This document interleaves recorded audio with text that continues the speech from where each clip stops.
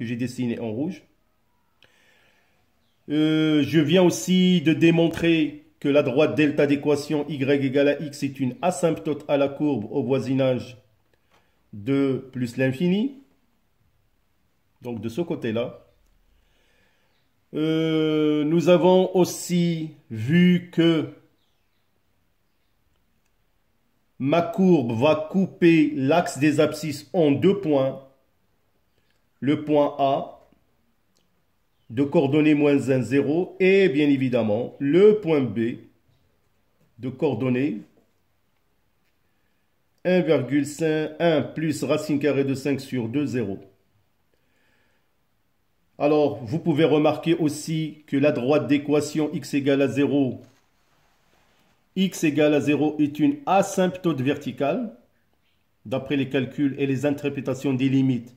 Quand j'ai calculé la limite, quand x tend vers 0 à droite, c'est moins l'infini. Limite, quand x tend vers 0 à gauche, c'est plus l'infini. Donc, cette droite d'équation x égale à 0. Alors, bien évidemment, la voilà. C'est la droite x égale à 0. C'est tout simplement l'axe des ordonnées. Donc, la fonction, ou plutôt CF, admet une asymptote verticale. Alors, il nous reste tout simplement maintenant à tracer notre courbe tranquillement. Alors, certainement, vous remarquez qu'ils ont donné une petite information que la courbe accepte un point d'inflexion d'abscisse situé entre 0 et moins 1. Donc voilà, on peut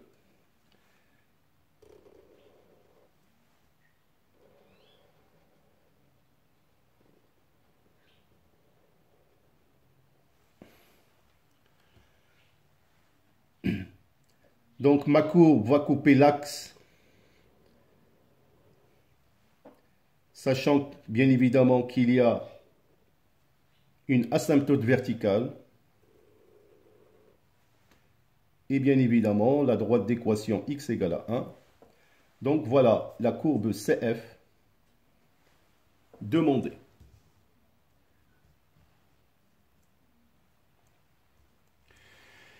Alors voilà mes chers élèves, donc certainement vous avez remarqué que vraiment on a un petit peu pris pratiquement une analyse très détaillée.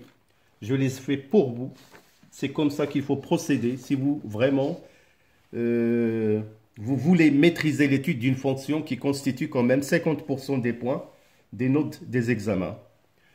Alors, dans l'attente d'étudier une autre fonction, merci pour votre aimable attention et bonne chance. Bien évidemment, j'attends vos commentaires et vos propositions. D'ici là, portez-vous bien et à bientôt!